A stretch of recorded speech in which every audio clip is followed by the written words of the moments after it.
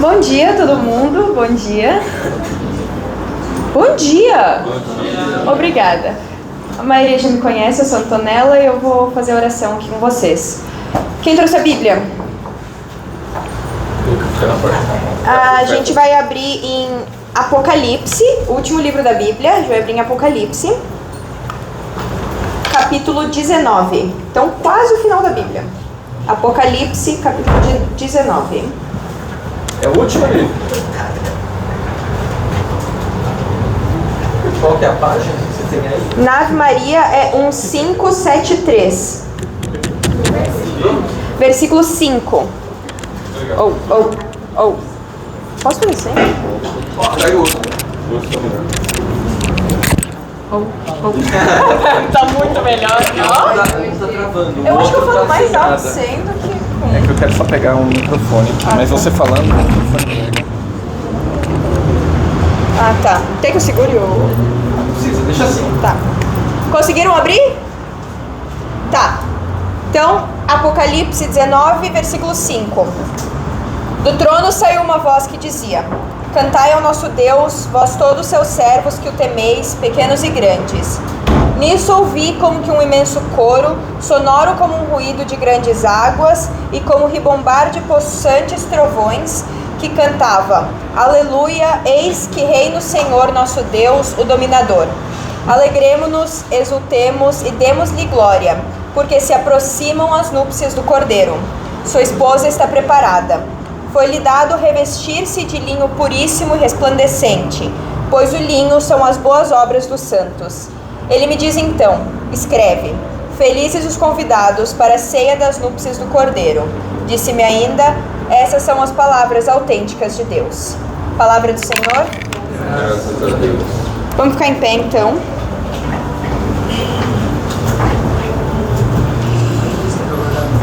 Agora, isso não é uma pregação, isso é um momento de oração. Então, abaixa tua cabeça, se põe na postura de oração que você realmente consiga falar com o Senhor.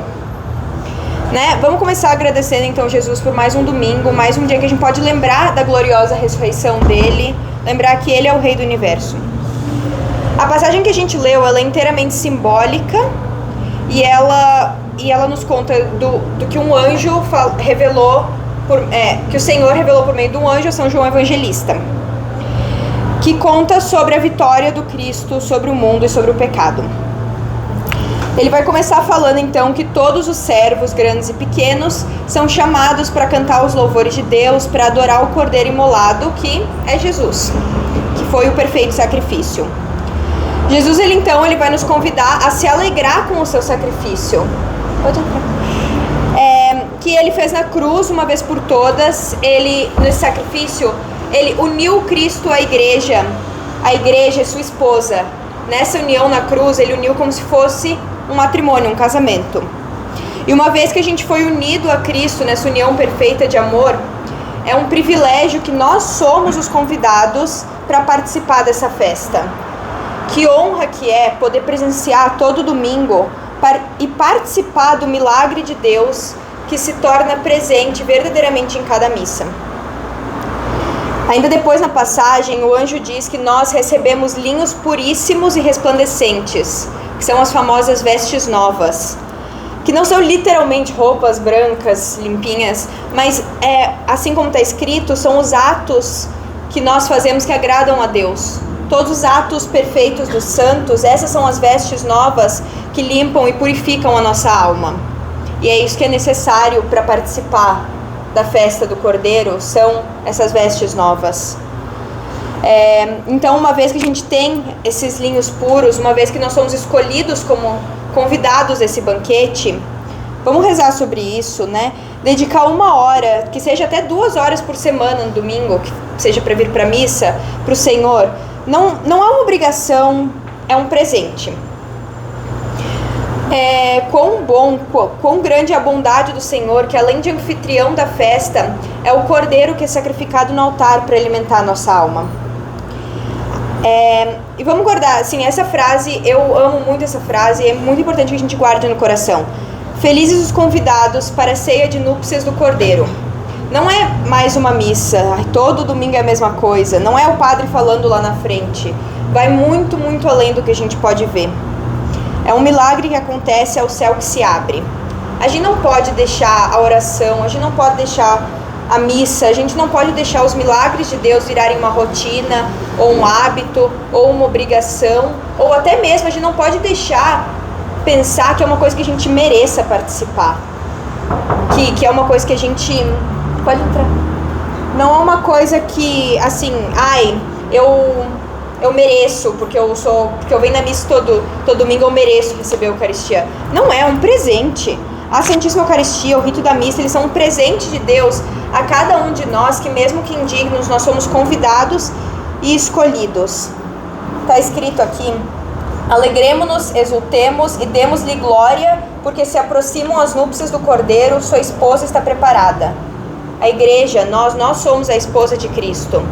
Então, que nós possamos a cada domingo e a cada dia se alegrar com a vitória dele. Vinde, Espírito Santo, enchei os corações dos vossos fiéis e acendei neles o fogo do vosso amor. Enviai o vosso Espírito, e tudo será criado, e renovareis a face da terra. Oremos. Ó Deus, que instruístes os corações dos vossos fiéis com a luz do Espírito Santo, fazei que apreciemos retamente de todas as coisas, segundo o mesmo Espírito, e gozemos sempre da sua consolação. Por Cristo, Senhor nosso. Amém. Glória ao Pai, ao Filho e ao Espírito Santo, como era no princípio, agora e sempre. Amém. São João Evangelista, rogai por nós. Estaremos reunidos em nome do Pai, do Filho e do Espírito Santo. Amém. E agora com vocês, Ana Luísa Brau.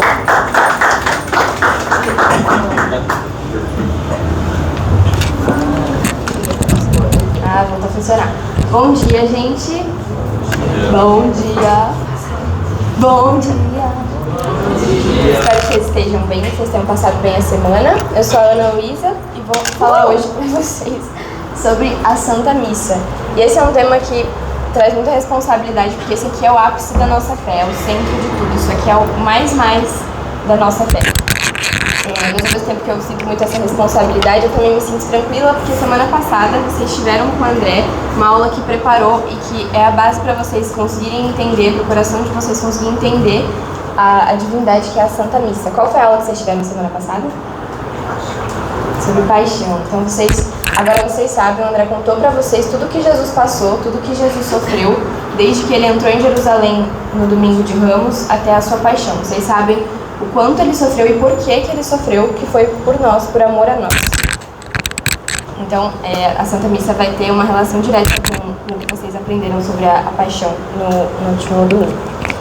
Muita gente vai dizer, eu já ouvi, colegas ou gente da nossa idade, assim, dizendo que porque domingo minha mãe quer que eu vá lá na missa. Aí vai lá, que ele senta e levanta, aí o padre fala os negócios, aí senta e levanta de novo.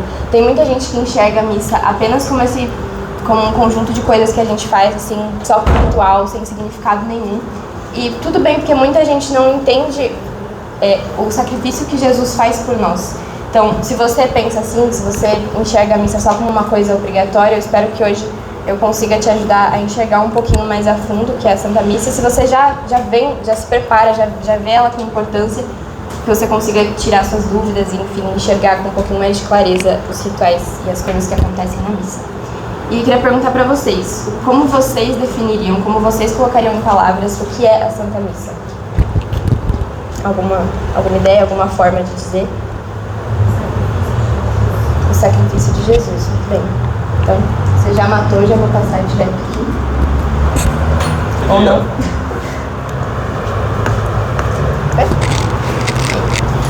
A Santa Missa é o ato litúrgico no qual se atualiza o santo sacrifício. Eu vou explicar direitinho essa frase. Vamos pensar nela e na definição de Santa Missa em duas partes, em duas perspectivas.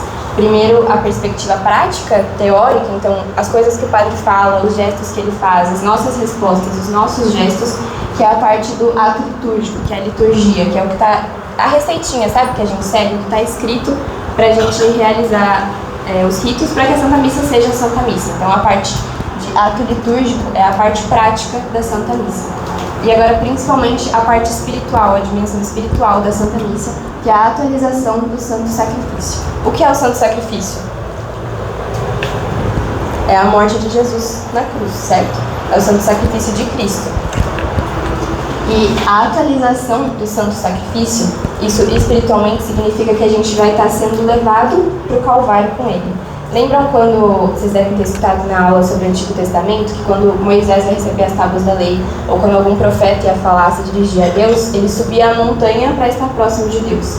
Então na Santa Missa vai acontecer a mesma coisa com a gente vai subir a montanha para estar próximo de Deus. E essa montanha, como a Santa Missa atualiza o santo sacrifício, essa montanha vai ser o Calvário, que é a montanha que Jesus subiu quando ele se sacrificou por nós, certo?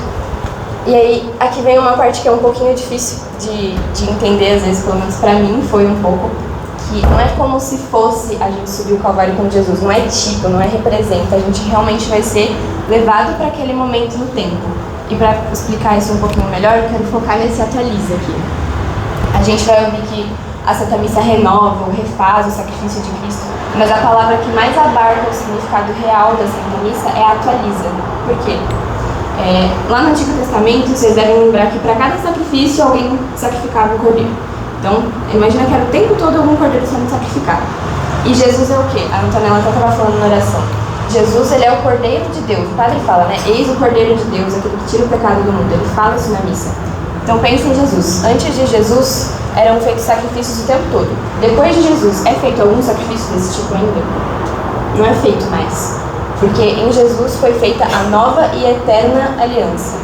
E Jesus, diga. Os judeus, eles ainda sacrificam o cordeiro? Não. Os judeus, eles não sacrificam por um templo, eles só sacrificavam no templo de Jerusalém. E esse templo, deixa eu até falar perto do microfone aqui, nesse aqui. Antigamente, os judeus eles sacrificavam apenas no templo de Jerusalém. Onde fica o templo de Jerusalém? Em Jerusalém. Em Jerusalém. Então eles só tem um lugar que é próprio para sacrifício. Só que esse templo ele foi destruído 3 vezes. E a última vez foi no ano 70. Então não tem mais sacrifício, nem mesmo para os judeus. Por isso que eles têm o Muro da Lamentação. O Muro das Lamentações é a última parte que ainda fica de pé do antigo templo. E que eles lamentam por não ter mais. É uma boa pergunta, mas só reforçando o que ele falou, então, não são mais feitos sacrifícios depois de Jesus, porque Jesus foi o sacrifício perfeito, foi a nova e eterna aliança. E vocês também já viram que Jesus é 100% Deus e 100% homem. Se ele é 100% Deus, ele é eterno. Então, ele é eterno, a aliança é eterna e o sacrifício que ele fez também é eterno. Ele fez o sacrifício uma vez para que ele durasse para sempre, para que ele perdoasse os pecados de toda a humanidade durante todo o tempo. Então, se esse sacrifício é eterno, ele só foi feito uma vez. Por isso que a Santa Missa, ela atualiza o sacrifício, ela prolonga o sacrifício. Deus não é limitado por tempo e espaço. Então, um sacrifício que ele fez, ele vale pelo tempo todo. Então, a cada missa, a gente atualiza, a gente prolonga esse sacrifício, entende? Então, é como se novamente Jesus fosse crucificado, mas de forma sacramental, de forma espiritual, não fisicamente. Então, vou passar de novo a frase, se vocês tiverem alguma dúvida, vocês falam. A Santa Missa é o ato litúrgico no qual se atualiza o santo sacrifício. Então, tem a parte litúrgica, que é a parte prática, e a dimensão espiritual, que é a que mais nos toca, que é subir o Calvário com Jesus. Então, só isso já desbanca o que as pessoas falam de a missa ser só esse santo que se sente e levanta, porque não é nada disso. O significado que tem para o nosso coração e para a nossa alma estar na Santa Missa é muito maior. Agora vamos para esses 4 pontos aqui. Primeiro, o mistério da fé. Eu estava falando agora sobre a eternidade, sobre o infinito, sobre ser um sacrifício que dura para sempre e que é atualizado. É difícil para a nossa cabeça entender algo que é infinito, porque nosso corpo é finito, né? Então é difícil entender algo que é eterno, é difícil você pensar que, como assim na missa eu estou sendo levada de volta para o Calvário, para um negócio que foi há 2000 anos. É difícil para a gente conceber isso, né? Então, por isso é um mistério da fé e também porque qual é o sacramento que acontece na Santa Missa? Qual é o sacramento que é celebrado na Santa Missa? A Eucaristia. E a Eucaristia é um sacramento que tem um certo véu diante dos nossos olhos, que a gente não enxerga 100% da mudança que ocorre na Eucaristia. Então é um sacramento velado. Tanto que as âmbulas, que são como se fosse, parece o cálice assim, que o ministro segura quando ele vai distribuir a Eucaristia, onde vão as hóstias, quando aquela hóstia já está consagrada, quando ali já é Jesus, é colocado um véu por cima daquela âncora. Então, tudo traz essa ideia de que é um sacramento velado, de que é um mistério da fé. Até porque se a gente entendesse tudo, se fosse assim, li aqui, entendi, que nem a gente entende as coisas que a gente fala para os outros, Deus não seria Deus, né? Se ele coubesse na nossa mente, qual seria o sentido dessa complexidade toda de Deus? Não teria, né? Se ele coubesse no que a gente entende, ele seria igual a nós. Como um exemplo que acho que vocês já devem ter escutado aqui, de Santo Agostinho, que ele se propôs a responder todas as vou responder todas as dúvidas que eu tenho da fé, vou sentar, vou estudar aqui e vou responder. E aí nessa ele começou a empacar ali, e aí ele foi dar uma volta para espairar, foi tomar um ar, foi pra praia, né? Acho que era na praia. E aí tinha um menininho na praia cavando um buraco na areia, aí ele ia no mar, pegava água do mar, colocava no buraco. Pegava água do mar, colocava no buraco. E aí Santo Agostinho ficou olhando, tipo, o que essa criança tem, né? O que ela acha que ela vai fazer colocando essa água aí dentro? E aí ele vai até o menininho, e o menininho era na verdade um anjo. E aí quando ele pergunta pro menino o que ele estava fazendo, o que ele achava que ele estava fazendo, colocando água do mar ali, ele vira pra ele e responde algo do tipo, exatamente, é ilógico eu tentar colocar toda essa água aqui, assim como é ilógico você tentar entender Deus com a sua cabeça.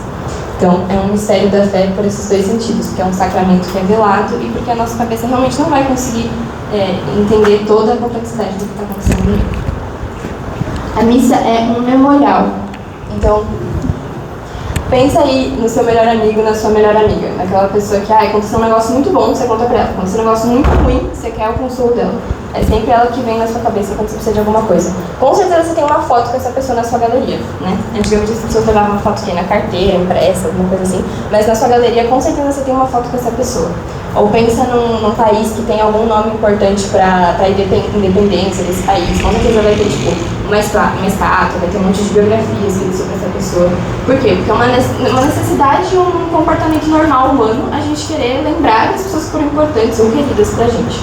E se a gente faz isso com as pessoas que estão aqui, imagina para Jesus, né? Ele foi a pessoa que nos salvou, ele foi o amor para nós. Então, a Santa Missa é um memorial para ele. Mas não é um memorial como é um memorial para os outros. Porque você pensa numa foto, numa estátua, num livro, isso é tudo estático, é uma foto, é um quadro, é um negócio parado, sem vida. O memorial para Jesus é muito maior, tem que ser a altura dele. Então, a Santa Missa não é uma celebração estática, é uma celebração do Deus vivo. Deus vem até nós em corpo, sangue, alma e divindade. Então é um memorial, mas é um memorial maior do que seria um memorial para nós. É um memorial divino, um memorial para Deus. A Santa Missa é também um banquete. A Antonella estava falando sobre isso na oração também. Vocês tiveram aula sobre paixão, né? Então vamos voltar lá na Semana Santa. Antes de subir o Calvário, antes de se entregar, no dia do lava-pés, o que Jesus fez pela última vez? A ceia. Então, vamos pensar da forma mais simples possível na Santa Ceia. Foi a última vez que Jesus jantou, que ele esteve sentado à mesa com os discípulos que ele amava. Então, é um banquete. Ele chamou lá, naquele dia, convidou os discípulos a estarem com ele, e na Santa Missa ele nos convida a estar com ele. E como a Antonella estava falando, para participar desse banquete, a gente tem que estar com as vestes limpas, com as vestes novas, que é o que ela estava falando, que não é a veste física, mas é o preparar do nosso coração, são os nossos atos. Tem uma passagem, né, que literalmente fala sobre isso, que o Senhor vai dar uma festa e ele pede para o seu servo chamar seus amigos e cada um dá uma desculpa diferente. Meu peixe se afogou, não sei o quê. E aí ninguém vai. E aí o Senhor pede para o servo, então vai e chama todo mundo. E é esse chamar todo mundo que chega até nós. Mas aí todo mundo é chamado e chega lá, e chegam uns de qualquer jeito, e apenas alguns estão realmente vestidos corretamente para participar desse banquete. Então muitos são chamados, mas poucos escolhidos. Quando o Senhor vê que tem uma galera vestida de qualquer jeito, ele não permite que aquelas pessoas entrem no banquete dele. Ele quer as pessoas que estão lá, que se prepararam, que se vestiram corretamente para estar com ele. Porque a gente tem esse chamado que, como ela também estava falando, não é digno de nós. A gente não merece estar sendo chamado para isso, mas mesmo assim Deus nos chama. Então a gente tem que fazer o mínimo, que é se revestir com uma veste digna de receber Ele também.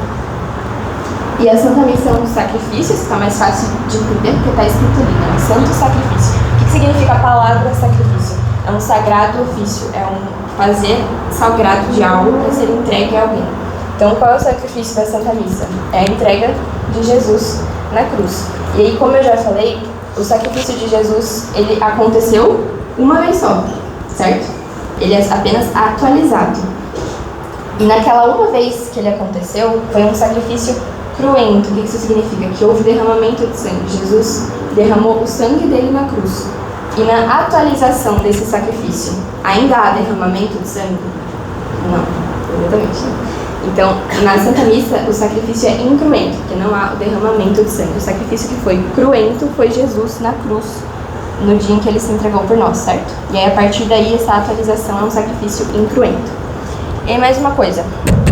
No Antigo Testamento, quando se sacrificava o cordeiro, você precisava do cordeiro e precisava de alguém que fizesse esse sacrifício, certo? Precisava de um sacerdote. No sacrifício de Jesus, quem é a vítima? Quem é o cordeiro? Jesus. E quem é o sacerdote que faz o sacrifício? Quem? Fala alto aí. É o próprio Jesus também. Porque quando ele está lá no banquete, na última ceia, é ele quem vai levantar o pão, é ele quem vai levantar o vinho. Então é ele que está oferecendo aquele sacrifício e também é ele que vai ser o sacrificado, certo?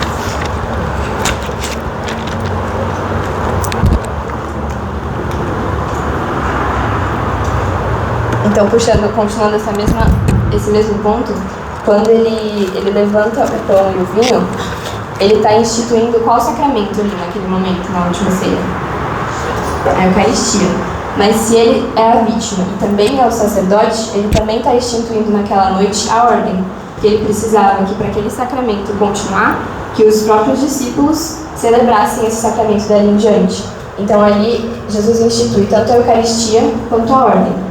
Então, algum tempo depois de Jesus morrer e ressuscitar, os discípulos estavam reunidos no cenáculo com Nossa Senhora e vai vir sobre eles a efusão do Espírito Santo. O Espírito Santo vai descer sobre eles, que é aquela passagem que eles falam em línguas de fogo, eles falam para pessoas de diferentes nacionalidades e todo mundo entende, porque eles estavam sob a ação do Espírito Santo. E aí, a partir daquele dia, a partir de Pentecostes, eles começam a celebrar a missa como Jesus tinha celebrado a última ceia. E às vezes a gente pensa, tipo, de onde que veio a missa, né? Quando que alguém decidiu que vamos começar a vir todo domingo, que vai ser, que a gente vai ler umas coisas aqui, o padre vai falar umas coisas lá. Não foi decidido, foi algo, essa decisão vem do que Jesus passou pra gente. Então, desde que foi celebrada a última ceia, depois do Pentecostes, os discípulos já começaram a celebrar a Santa Missa. Tem um escrito, um testemunho, mas um testemunho escrito de São Justino Mártir, da primeira metade do século II. Século II, gente. A gente está no século XXI. Então, no século II, é muito tempo atrás. E ele descreve como estava sendo a Santa Missa na Igreja Primitiva, que é como a gente chama a Igreja Católica no seu comecinho, né, no seu princípio. E ele escreve a sequência dos rituais e das coisas que eram feitas muito parecido com o que é feito hoje. Até alguns detalhes, tipo, o beijo da paz que a gente faz, fala, paz de Cristo, até isso ele descreve. Era a mesma sequência, a gente faz a mesma missa há 2000 anos. Então, vocês lembram qual era o pilar da igreja? Eles dizem sagrado. Sagrado? Qual era o tripé? Qual era o tripé? Lembra? Escrituras, Sagradas Escrituras, magistério e tradição, muito bem. Então, é com esse tripé que a missa é formada também, assim como todo o resto da nossa fé. Então, os discípulos lá atrás começaram a seguir o exemplo de Jesus com a Santa Missa e assim ela vem sendo feita até hoje, certo? E além dessa unidade, né, desse tempo todo, ao longo do tempo, existe a unidade ainda hoje. Então, por exemplo, se você for na missa aqui hoje, ou se você for numa missa, sei lá, no Japão amanhã, vai estar sendo rezada a mesma liturgia, vai ser a mesma sequência de coisas que o padre vai falar, e as leituras vão ser as mesmas. Então não é que o padre chega aqui no domingo, aí fala, nossa, hoje eu tô a fim de ler Efésios, hoje o Evangelho vai ser aquilo lá que eu gosto. Não é assim, existe uma liturgia para se seguir. Então se você for na missa aqui, e na missa em qualquer outro país amanhã, o que vai mudar é a língua, mas o que vai ser falado, o que vai ser lido, vai ser igual. A única coisa que vai ser ali um pouco diferente, claro, é a homilia do padre, porque ele vai falar de acordo com o que ele se preparou para falar, mas sempre se baseando no quê? Na interpretação que o Sagrado Magistério fez. Então vai ter sempre essa unidade. Então é bonito de ver como Deus, tanto ao longo do tempo quanto hoje em dia, em todo lugar do mundo, ele fala com seus filhos da mesma maneira. Ele não deixa ninguém de fora, não deixa ninguém sabendo a mais ou a menos. A liturgia que vai ser lida, as palavras que vão ser lidas vão ser as mesmas para todos, certo? Aí, por que a gente participa da Santa Missa? E antes de falar o porquê, eu queria só falar sobre essa palavra. A gente participa ou a gente assiste a missa? A gente participa. Assistir, a gente assiste o filme, o jogo de futebol, a novela. A gente participa da Santa Missa. Assim como vocês tiveram isso na aula de vida pública de Jesus. Qual foi o primeiro milagre que Jesus fez na sua vida pública? As bodas de Canaã. Então, lá naquele dia, Jesus fez um milagre, mas ele pediu que os servos pegassem as talhas com a água. Ele pede, assim, também a nossa participação no seu santo sacrifício. Já que eu já falei que a gente vai subir com Jesus no Calvário, então a gente tem que estar lá com ele, né? A gente tem que ter a nossa participação na Santa Missa. A gente não está lá assistindo passivamente, a gente tem que estar lá ativamente com ele. Tanto que na hora do ofertório, eu vou falar direitinho sobre isso mais pra frente, mas na hora do ofertório, quando o padre coloca o vinho no cálice, ele também coloca uma gotinha de água. E aquela gotinha de água no meio do vinho significa a nossa humanidade, no meio de Cristo, certo? Também significa a água que jorra do lado de Jesus quando ele morre na cruz e um soldado transpassa ele com a lança, sabe? Que jorra sangue e água. Também simboliza essa água, que é a água do batismo.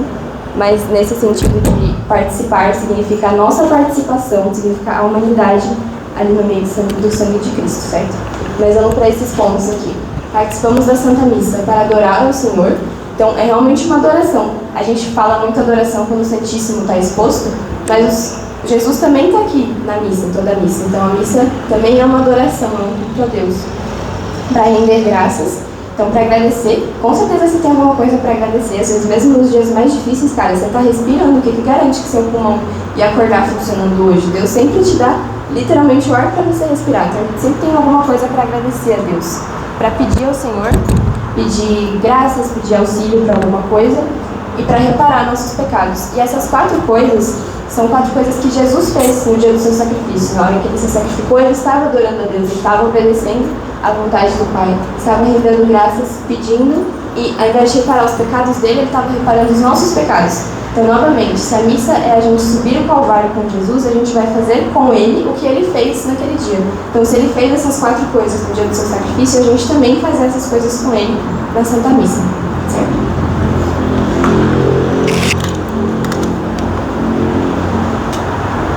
Frutos da Santa Missa. Então, os frutos são o que a gente pode vir a ganhar, o que a missa pode trazer pra gente. Né? Primeiro que, antes de falar essas coisas, a gente sempre sai da missa mais tranquilo, mais sereno. Tipo, a gente vem na missa do domingo, pra mim, pelo menos, antes chega quarta, quinta-feira, eu já preciso de novo, entendeu? É como se fosse o combustível, vai passando a semana, vai acabando. A gente precisa sempre de novo vir aqui para Jesus poder trazer essa paz para a gente continuar vivendo. Então, primeiro, eu acho que isso, a gente vem aqui e a gente sai daqui muito sereno, muito tranquilo. Então, acho que o primeiro fruto é para a nossa própria alma, mas vamos dividir em 3 aqui os frutos. Primeiro, os gerais, que são as graças para a Assembleia, para a Igreja, para o Papa, para o clero. Então, quando a gente pede, às vezes o padre vai falar na missa, vamos rezar a Ave Maria pelo Santo Padre Papa. Então, são as graças que a gente pede para nós. As especiais, que é quando a missa é oferecida a alguém, então na missa de 7º dia, ou quando leem as intenções pela saúde de alguém, pela vida de alguém, por uma família. E aí tem essas 2 palavrinhas aqui que são meio difíceis, mas impetratório é uma palavra meio do advoguês, que significa um requerimento, um pedido. Então é quando a graça que está sendo oferecida na missa é alcançada. E propiciatório é quando há a reparação dos pecados pelo motivo que a missa foi oferecida. E as graças pessoais é a santificação pessoal, então a evolução da sua alma nesse contato que você vai ter com Deus na Santa Missa.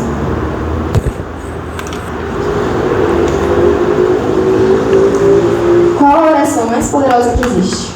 Qual vocês acham que é? Pai Nosso, que mais?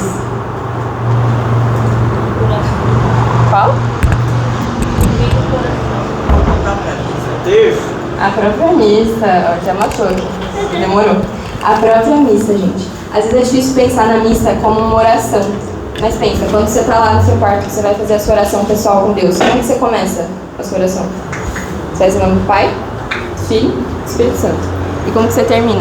Você faz a mesma coisa, não faz? Em nome do Pai, Filho e Espírito Santo. A Santa Missa começa com o nome do Pai e finaliza com o nome do Pai. Essa é a coisa mais fácil que dá pra ver e entender, que a Santa Missa é uma oração. Mas eu vou trazer também uma comparação para facilitar entender. Jesus, ele ensina pra gente o Pai Nosso. Ele ensina pra gente, tipo, como é a melhor oração que a gente pode fazer. Tem um padre que eu assisto as homilias dele, que é o Padre Mário, não sei se vocês conhecem. E aí ele fala que se a gente, na sua oração pessoal, você está seguindo os pontinhos que Jesus colocou no Pai Nosso, então santificar o nome dele, santificar o nome de Deus, pedir que a vontade dele seja feita, pedir perdão, pedir sustento. Se na sua oração pessoal você está fazendo essas coisas, está falando essas coisas, então você está seguindo a oração que Jesus falou. E na Santa Missa a gente faz a mesma coisa. Então, como que a gente vai... Logo no comecinho da missa a gente vai rezar, cantar o Glória, que é o hino de louvor, que é santificar o nome de Deus. Então vamos pensar no Pai Nosso. Pai Nosso que estás no céu, santificado seja o vosso nome. Logo no começo a gente já reza o Glória. Venha a nós o vosso reino, seja feita a vossa vontade, assim na terra como no céu. O que quer vir a nós o vosso reino? São as palavras de Deus que vêm pra gente na missa, por meio das leituras, por meio da homilia do Padre. Então continua seguindo ali a mesma ordem do Pai Nosso.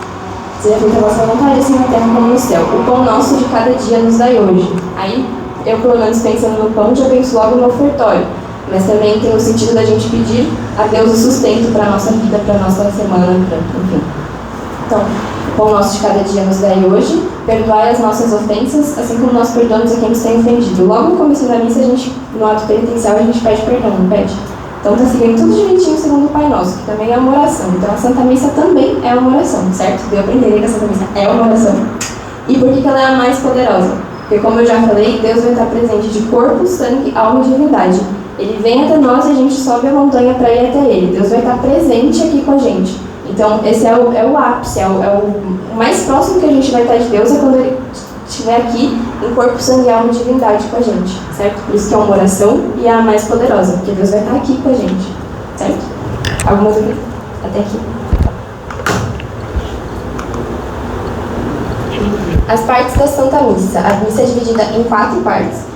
Então, os ritos iniciais, liturgia da palavra, liturgia eucarística e os ritos finais. Antes de começar propriamente os ritos iniciais, queria só dizer que a missa começa antes de você chegar aqui na igreja. Então, quando você estiver na sua casa se preparando, se arrumando para vir para a missa, ali a missa já começou para você. Seu coração já vai estar sendo preparado, você já vai estar...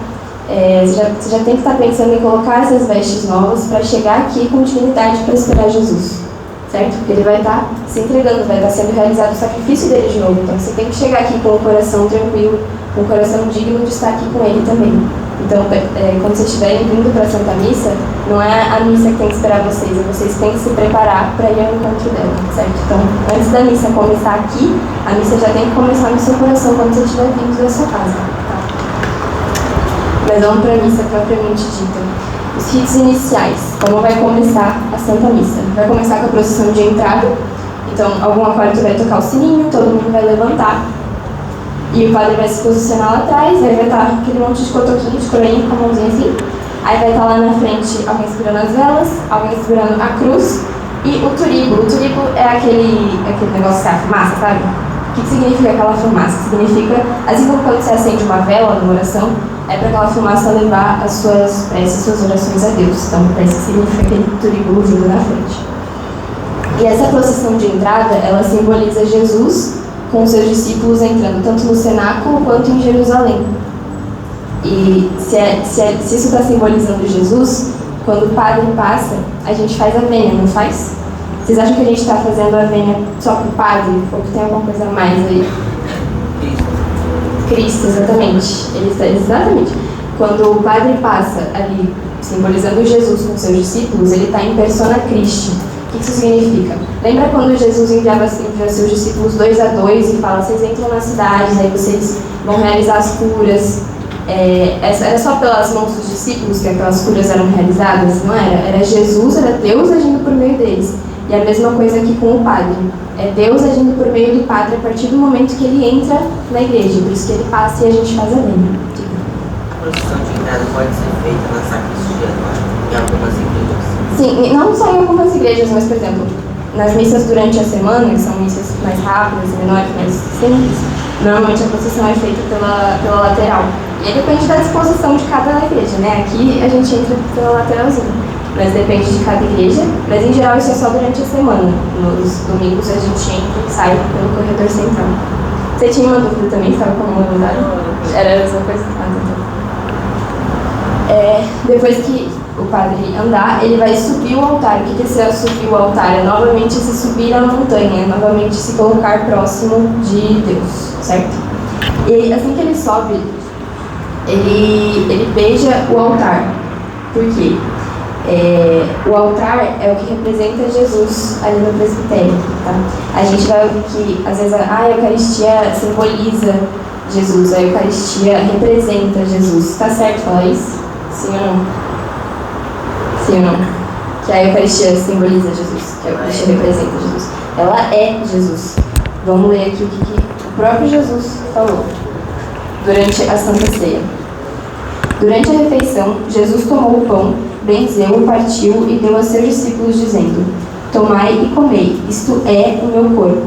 Depois tomou o cálice, rendeu graças e deu-lhe, dizendo: Bebei dele todos, porque isto é o meu sangue, o sangue da nova aliança, derramado por muitos homens em remissão dos pecados. Digo-vos doravante, não beberei mais deste fruto da vinha, até o dia em que eu beberei de novo convosco no reino de meu Pai.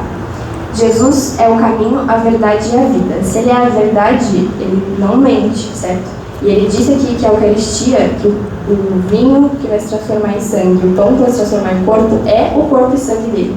Se ele disse que é, então é. Não é como se fosse, não representa, mas simboliza. A Eucaristia é o corpo e o sangue de Jesus. O que representa Jesus na igreja é o altar, não a Eucaristia, certo? A Eucaristia é corpo e sangue de Cristo. O que representa Jesus na igreja é o altar. Por isso que o padre vai subir os degraus, então vai subir a montanha e vai beijar o altar, porque ele é Jesus, certo? Então pensa, Jesus está representado pelo altar. O padre está em persona Christi no padre, e ele vai estar fisicamente no seu corpo e sangue uma divindade. Jesus está presente de todas as formas possíveis na Santa Missa, certo? Por isso que, de novo, é a oração mais poderosa, porque Deus está aqui de todos os jeitos possíveis. Então vamos lá, o padre subiu, beijou o altar, aí ele vai realizar o sinal da cruz. Que, gente, façam o sinal da cruz com a devida importância, tá? Não é que nem o jogador entrando em campo que faz o sinal da cruz e tá correndo assim. Não. Quando lá, pensa nos castelos príncipes lá na época medieval, quando tinha algum decreto em nome do rei, eles tocavam até trompetinha, gente, pra falar que era em nome do rei. No sinal da cruz a gente tá falando que é em nome de Deus Pai, em nome de Deus Filho, em nome de Deus Espírito Santo. A gente tá, não só você, mas as outras 200 pessoas e o padre que tá em persona Christi estão fazendo o sinal da cruz. Então a gente tá chamando a Santíssima Trindade ali. Então façam esse sinal da cruz com zelo, tá bom? Em seguida vai vir o ato penitencial, que vai ser um pequeno exame de consciência. Então você repensar aí como foi sua semana, as coisas em que você caiu, que você pecou, para você reconhecer esses pecados, assumir a sua culpa e pedir perdão, pedir a piedade de Deus. Agora, o ato penitencial, o padre vai falar no final a fórmula, né? Vai absolver a gente dos nossos pecados, a gente abaixa a cabeça e recebe o perdão. Mas esse perdão ele serve para os pecados veniais. Vocês vão ter uma aula de técnica mais pra frente, né? Sobre a diferença entre os veniais e os mortais, mas já dá pra ver só pelas palavras que os mortais são mortais e os veniais são um pouquinho mais leves. Então o ato penitencial ele vai absorver esses nossos pecados mais leves, mais simples, mas isso não significa que vocês não devem se confessar, tá? Tanto que no início da missa, muitas vezes, ou alguém da liturgia, ou o próprio padre vai lá na frente e vai lá. Para os que se acharem interessados, algum outro padre vai estar atendendo confissão no confessionário, vai estar atendendo confissão ali fora. Então, é necessário que vocês se confessem, tá? O ato penitencial, ele é só para você, antes de iniciar o sacramento do corpo e sangue de Cristo, você ter a sua reconciliação com Deus. Mas é uma reconciliação que não substitui se confessar também. Depois vai vir o Glória, que eu já falei dele um pouquinho antes, mas é o hino de louvor a Deus, é o santificar o nome de Deus, que agora na Quaresma a gente está cantando Glória, sim ou não? Não. Nem o Glória e nem o Aleluia, que normalmente antes do Evangelho, canta uma música que fala Aleluia. E até essa música é trocada, então tanto Glória quanto Aleluia, a gente guarda ele na quaresma, não canta eles na quaresma, para no sábado de Aleluia a gente cantar bem alto e de louvor a Deus, certo? E aí vem o Oremos, então a oração de coleta, o padre vai oferecer as orações pessoais de cada um, as graças que cada um pediu a Deus. E aí vamos para a segunda parte, que é a liturgia da palavra. Então essa parte vai ser aqui, vai ter alguém, sabe, que está sempre com aquele coletinho com a mesma cor da casula do padre, então agora na quaresma o padre está de roxo, a liturgia vai estar de roxo, então vai ser alguém com um coletinho roxo que vai subir lá no ambão e vai ler a palavra. Então vão ser duas leituras, a primeira sempre retirada do Antigo Testamento, então vai ser um profeta, vai ser Isaías, vai ser Jeremias, vai ser alguma coisa do Antigo Testamento, antes de Jesus. Aí vai ter um salmo, que é uma resposta a essa leitura que acabou de ser feita, uma resposta cantada, uma oração cantada. E depois a segunda leitura vai ser retirada do Novo Testamento, então vai ser o Ato dos Apóstolos, uma epístola, ou seja, uma carta de São Paulo aos Efésios, aos Coríntios, a alguém. E depois vai vir a proclamação do Evangelho. O que é o Evangelho, gente? É a vida e a palavra de Jesus, a vida e as palavras de Jesus. Que, inclusive, eu lembro que uma vez na missa o padre perguntou, eu vou fazer a pergunta para vocês agora, quantos evangelhos existem? 4 evangelhos?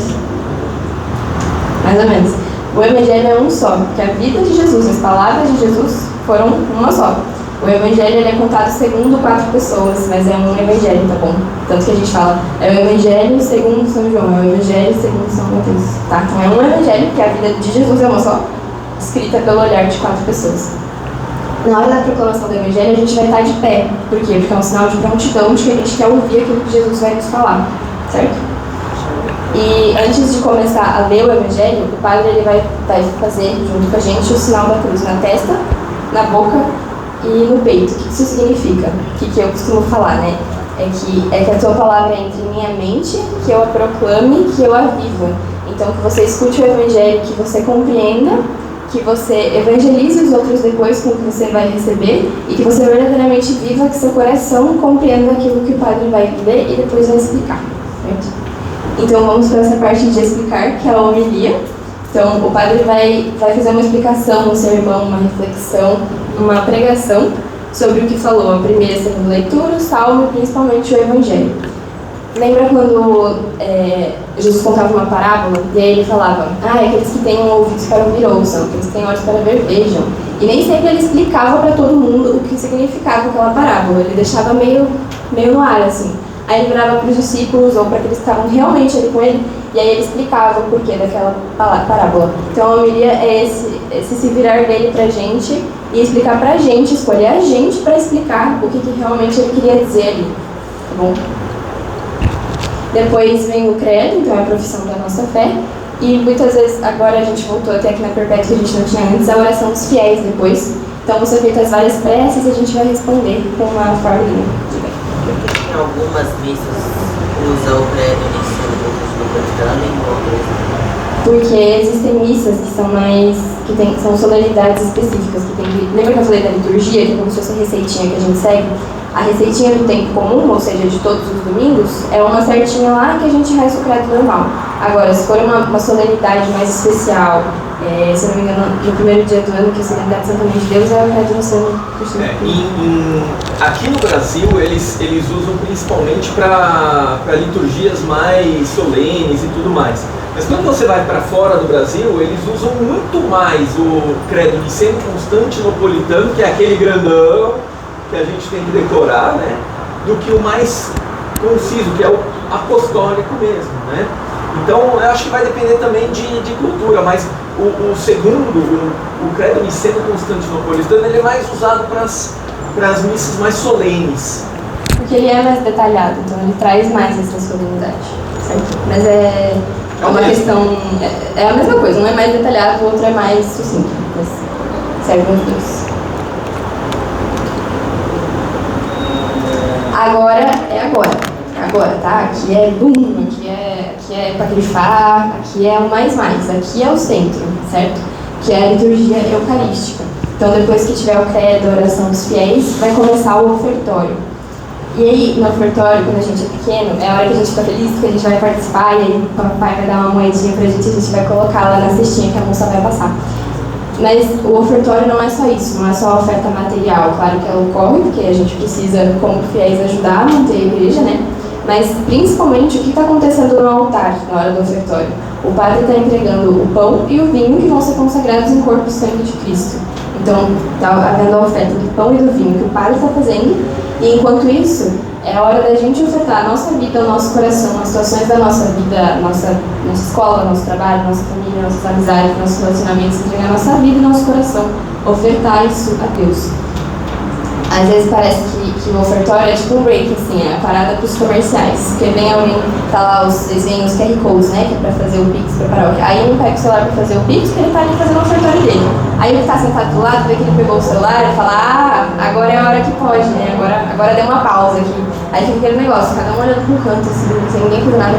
Não é, gente, é a hora de você, se você quiser até se colocar de joelho, ou fechar seu olho, abaixar sua cabeça, você ofertar para Deus a sua vida, tá? Enquanto isso, o padre tá no altar, oferecendo o pão e o vinho. Alguém aqui serve o altar? Eu sei que você serve, porque eu te conheço. Alguém mais serve o altar aqui? Vocês também? Então, pra gente isso é mais presente, mas eu queria só explicar aqui. Nessa hora, é a hora que os coroinhas estão lá super felizes, os piquititos, porque eles vão entregar. Vão levar as âmbulas, ou seja, as hóstias para o padre, vão levar o cálice, vão ajudar o padre a preparar a mesa da Eucaristia, certo? Aí vai começar a oração eucarística, então com a mesa já preparada, com o altar já preparado, o padre vai fazer a bênção das oferendas, ele vai incensar o altar com o trigo, lembra que eu falei, que é aquela fumaça, que sobra fumaça, então o padre vai incensar o altar, e aí ele vai seguir a oração eucarística, que é, sabe quando o acólito está com aquele livrão vermelho, assim, que ele leva para o padre, depois ele coloca lá no altar?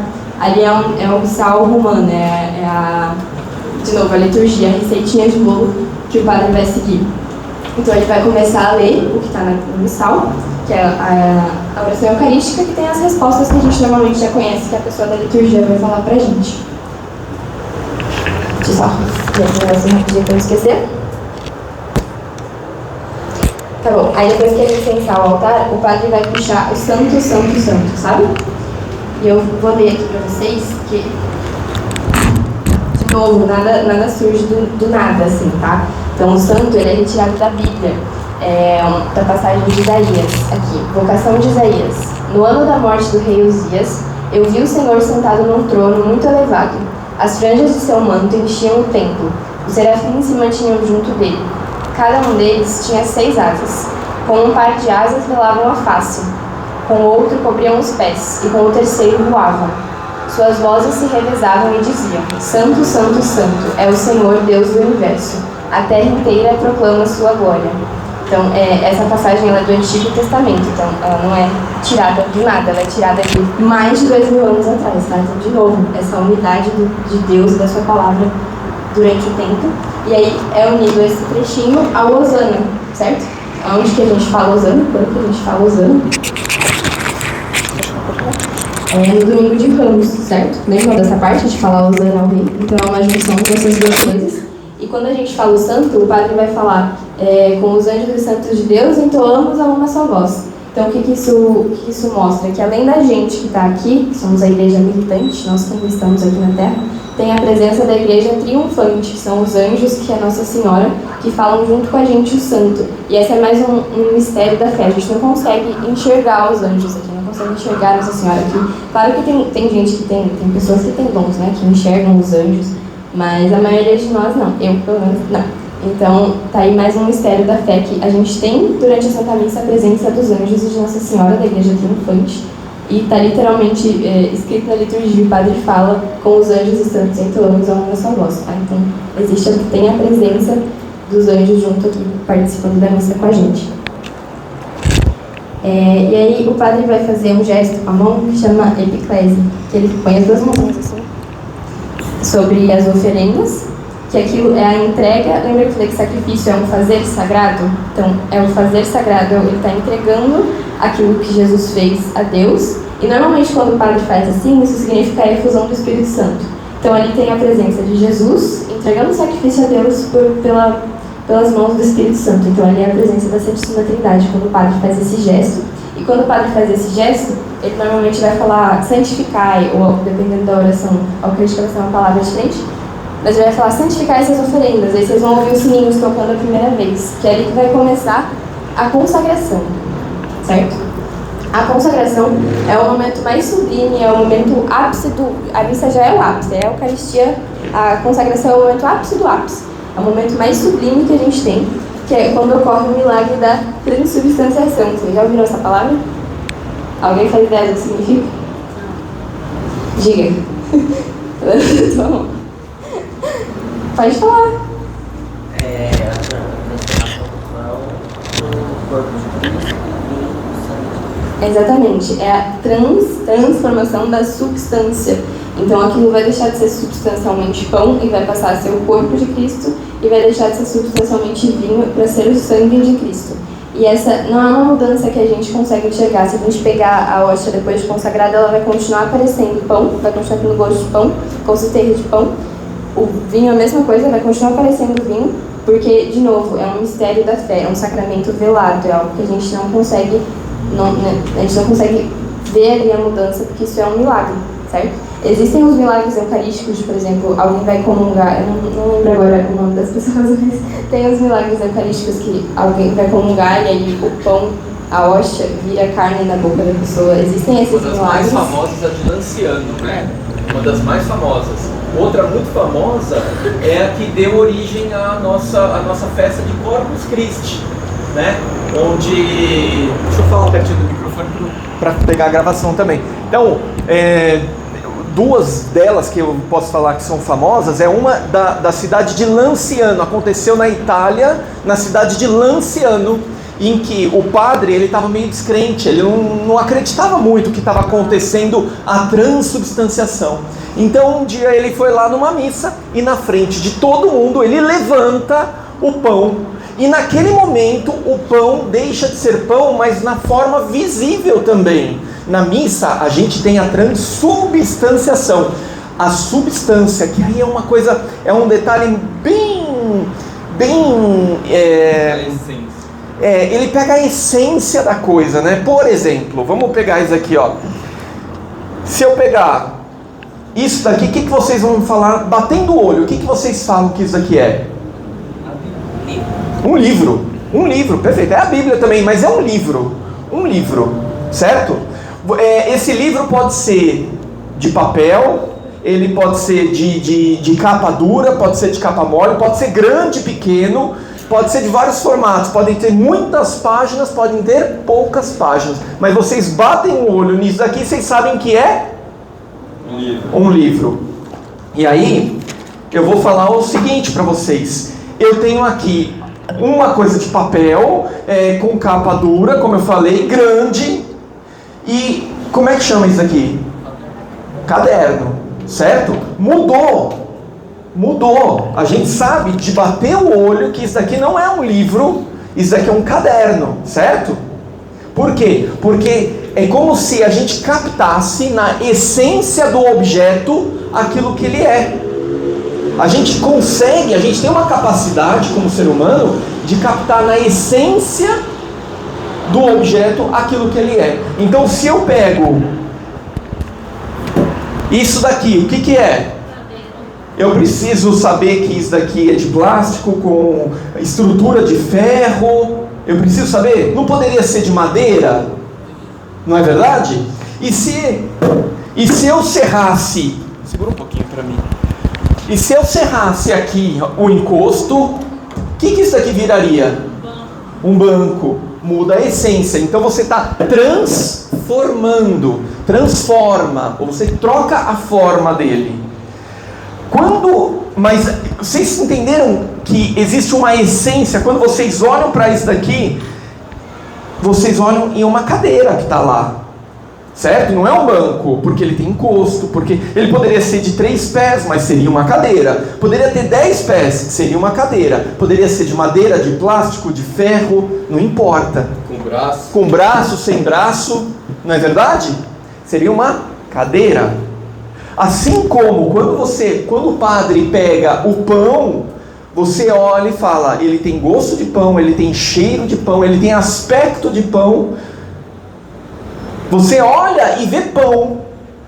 Mas quando o padre levanta o pão, ele faz uma uma coisa que chama transubstanciação.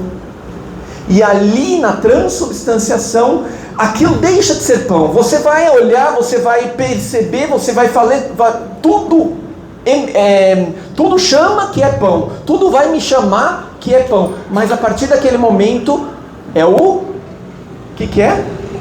Corpo. É o corpo de Cristo. É o corpo de Cristo. Faz sentido? É difícil de entender, eu sei, mas faz um pouquinho de sentido? Tudo bem? Aí eu ia falar dos milagres, né, de Lanciano. Desculpa, falando nisso, o milagre de Lanciano é justamente isso. O padre levanta e já não é mais uma transubstanciação que acontece. Nesse milagre acontece uma transformação, porque a forma, ela é alterada. A forma. E você pode ver hoje a forma alterada na cidade da Itália. Está exposto isso para qualquer um ver. Da mesma forma, quando falei da festa do Corpus Christi, ele acontece da mesma forma numa cidade italiana também, que um outro padre ele vai, levanta a hóstia e transforma realmente em corpo de Cristo. Os cientistas eles foram lá, estudaram e viram que era carne humana. Carne humana. E quando ele vai lá e entrega, o padre vai e entrega para o Papa se ajoelha e fala: Corpus Christi, corpo de Cristo. Porque realmente você vê o milagre acontecer. Você vai ver o milagre acontecer. E tem um santo, só para finalizar aqui, para voltar o microfone para a Aninha, tem um santo que ele é muito famoso, que ele fez um estudo de vários, eu acho que de quase todos os milagres eucarísticos. São centenas de milagres eucarísticos ao longo de 2000 anos. Alguém sabe o nome desse santo? Como é que é? Carlo Acutis. Carlo Acutis é um jovem como qualquer um de nós aqui, porque eu me incluo nesses jovens, tá? Ele faleceu com 16 anos, há quanto tempo atrás? Há uns 20 anos? 20 anos atrás, ele é contemporâneo nosso. Bom, pelo menos meu aqui, né? Ele viveu há 20 anos, usava calça jeans, normalmente ele é representado de uma camiseta polo vermelha, com calça jeans, o tênis da Nike, e ele está incorrupto, ou seja, morreu há 20 anos, e o corpo dele está lá, mostrando para todo mundo, está mostrando, ele está visível para qualquer um que vá. Por exemplo, lá na cidade de Assis, não é Assis aqui pertinho não, tá? Assis é lá na Itália. Então ele pode ser visto ainda hoje, incorrupto, ou seja, parece que o cara está dormindo, porque falou tão bem de Deus, fez um exercício tão bom, uma pesquisa tão boa, que eu acho que Deus virou e falou: eu vou preservar esse menino aqui, para dar como exemplo para nós aqui. Ele serve como exemplo para cada um de nós. Mas tem alguns corpos, por exemplo, tem igual, mas uma freira que ela não é incorrupta. Sim. Só que não é incorrupto, como a gente pensa que tipo, a pessoa vai estar ali, total assim. Só que o processo de conservação dela está muito elevado. Sim. Tipo, ela está muito mais conservada do que deveria estar. Existem vários santos que a vida deles é um exemplo tão lindo, tão maravilhoso, não é a gente nem é para entrar nesse detalhe aqui, mas só para efeito de explicação, só para responder. Vários santos que fizeram tanto a vontade de Deus, que eles foram enterrados, deixados por muitos anos, mas a terra não comeu eles não viraram pó, mas sim, eles estão incorruptos, eles estão muito preservados fisicamente, preservados, tá bom? Deixa eu voltar a aula aqui para a Aninha. Mas essa é realmente uma questão muito interessante, que se você, assim como esses padres estavam em dúvida, quando você está em dúvida e você vê um milagre desse, gente, tipo, não tem mais o que falar, você acredita e pronto, e é isso. É muito impressionante mesmo, porque está fora do que a gente consegue enxergar. Então conseguir ver algo assim realmente muda muito o que o nosso coração e até o que a nossa mente percebe. Mas continuando, ocorre o milagre da transubstanciação e depois vem o rito da comunhão. Na hora da comunhão, a hora que se formam as filas pra gente comungar, a gente tá indo ao encontro de quem? A hora que a gente tá na fila pra comungar, a gente tá indo ao encontro de quem? Do ministro, isso. A gente tá indo lá ver o Ivan e a Débora. É do ministro? Não. É do padre? O que o ministro tá segurando na âmbula? O que tem ali dentro? Ó? Corpo e sangue de Cristo. Então a gente tá indo ao encontro de quem? De Cristo. E se você tá na fila, no caminho pra ir, Jesus tá ali no final. Cara, imagina que Jesus tá aqui, você vai vir andar até aqui. Você vai andar como? Falando com o amigo do lado, olhando quem tá lá na outra fila. Diga. Tem igrejas que tem o vinho e eles molham a hóstia no sangue de Cristo, e tem igrejas que não. Então vamos lá.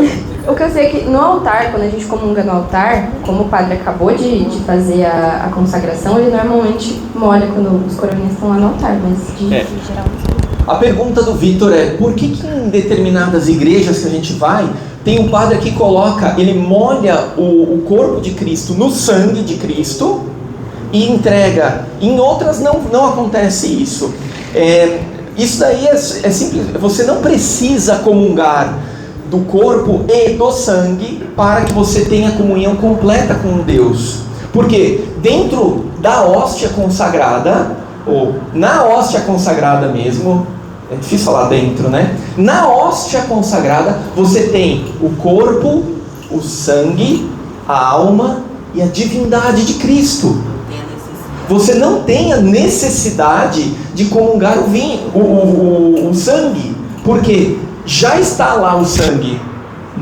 Na hóstia já está o sangue. Assim como na hóstia, se você beber uma gota do vinho, do sangue, que já não é mais vinho, você já está comungando o quê? Corpo, sangue, alma e divindade. Então é a mesma coisa.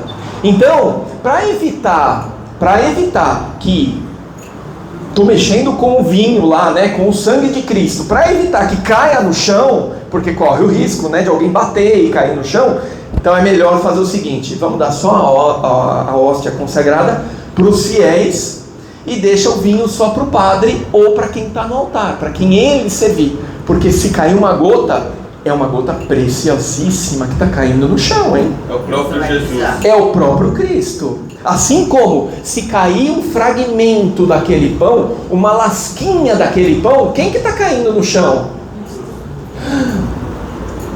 Mudou agora, hein? Mudou, porque assim, eu não posso perder nenhuma lasquinha, ou nenhum fragmento, nenhum pozinho, porque é o próprio Cristo que está lá. Faz sentido isso? E aí logo vocês vão aprender como que a gente vai fazer para evitar isso. Já pegando aqui o gancho do que o Ivan falou, quando a gente, continuando onde eu parei, quando a gente estiver na fila para ir receber Jesus, a gente tem que estar pensando só em Jesus, é você e Jesus. E quando você chegar na frente do ministro para comungar, a pessoa que estiver responsável na liturgia até vai falar que para comungar é necessário estar em estado de graça, é necessário acreditar que é verdadeiramente o corpo e o sangue de Cristo, e ela vai falar: comungue na frente do ministro e retorne ao seu lugar em adoração. Então, como que a gente deve receber Jesus? Vamos chamar o ministro da Eucaristia aqui. Vamos fazer a teatralização aqui, né? Tá bom. Então, a forma mais que você pode se colocar de forma mais humilde, de forma mais respeitosa para receber Jesus, é se ajoelhar e receber na boca. É assim. Ai, que honra. Essa é a forma mais respeitosa que você pode fazer. Sem tocar, porque é o que você estava falando. Já está na mão do ministro, aí vai passar pela sua mão, vai que cai um pedacinho. Mas assim, se você quiser comungar de pé e na mão, também tudo bem. Só que aí você tem que fazer um trono para Jesus. Diga. O que eles fazem quando fazem da hóstia? Eles limpam e depois eles guardam. Vamos só dar continuidade aqui, depois a gente pega esse daí, Tá bom, eu já falo. Rapidinho. Se você for... Vamos falar de novo. Quais são as formas que a pessoa pode receber? Tem 4 jeitos, né? Em pé ou de joelho, na boca ou na mão. Só que aqui a Ana tá explicando, gente, a melhor forma, né? Vocês entenderam, né? Que é a melhor forma, a forma mais respeitosa que você pode se colocar. Né? Primeiro lugar. Então. Exato, não é que não é que, então agora eu vou na missa, todo mundo que estiver comungando na mão, vou ficar olhando pra pessoa com aquela cara de, nossa, mas ela tá comungando de pé. Isso. Não, gente. É uma recomendação. Ótimo. Então, são 4 formas da gente receber. Ordinariamente, ou seja, de forma ordinária, de forma mais comum. Como que a igreja nos recomenda a receber a hóstia? De joelhos e direto na boca, tá? Essa é a forma ordinária. Mas a igreja ainda assim permite, e não tem problema nenhum, que a gente receba de outra forma. A gente pode receber ou de joelho, ou de pé, ou na boca, ou na mão, certo? Mas como é que a gente deve receber na mão? De qualquer jeito, ó. Dá aqui esse negócio. É assim?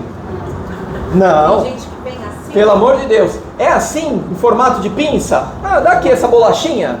Pelo amor de Deus, hein? Pelo amor de Deus, não é assim. Então, como é que a recomendação da igreja para a gente receber na mão? Fazer um trono para segurar Jesus. Então, se você é destro, a sua mão, que teoricamente vai ter mais controle, vai ter mais cuidado para segurar Jesus, vai ser a sua mão direita. Então, você vai pôr a sua mão esquerda, a direita, e aí quando você estiver na frente do ministro, com a sua mão direita você vai pegar Jesus, não que nem fosse qualquer coisa, tá? Vamos pegar com todo o respeito à dignidade de Jesus e comungar. Se você for canhoto, que acho que é o caso do Ivan, você faz o contrário. Eu faço o contrário, porque eu tenho mais habilidade na mão esquerda. Então eu coloco a minha direita aqui, a esquerda, a minha mão boa tem que estar debaixo. Eu recebo nesse trono que eu estou fazendo, tá? Eu recebo aqui na palma da minha mão, e aí com a mão boa eu vou pegar a hóstia e vou colocar na boca. Faz sentido isso? E depois você vai fazer assim, né? Aí depois faz assim? Tem gente que faz. Pelo amor de Deus, hein? Você não sabe. Não né? pode. Lembra que a gente falou que qualquer gotinha de sangue é o corpo inteiro de Cristo que está lá. Assim como qualquer fragmento, qualquer pozinho de pão de Jesus Cristo Eucarístico, farelo, ele é 100% Deus ali. Não é metade de Deus, não é um fragmento de Deus. Está 100% Deus lá. Então, olhem para a palma da mão. Vejam se tem algum fragmento ainda, algum fragmento visível ainda bem na palma da sua mão. E aí vocês podem, comungar, recolher com a própria língua, lambendo a sua mão. Pode ser feito assim. Pode ser assim, você com o dedo você pega todos os fragmentos e lambe o dedo. Então, querendo ou não, o ideal é logo na boca, né? Exato. Por isso que o ideal é logo na boca. Imagina o cara voltando da fila da comunhão assim. Eu já vi muita gente. E assim, o fragmento. Volta aqui, gente. O fragmento do. É muito comum você ter partículas de hóstia consagrada que fragmentam muito fácil. A gente infelizmente tem isso. Então, muitas vezes eu como ministro, vejo pessoas que recebem a hóstia na mão, fica fragmento e de repente ela faz o quê? E volta. E ali é Jesus, é Cristo. Caindo para o chão. Porque, como o Ivan falou, não tem meio de Jesus, não tem um décimo de Jesus, não tem um quinto de Jesus. Então, uma pergunta.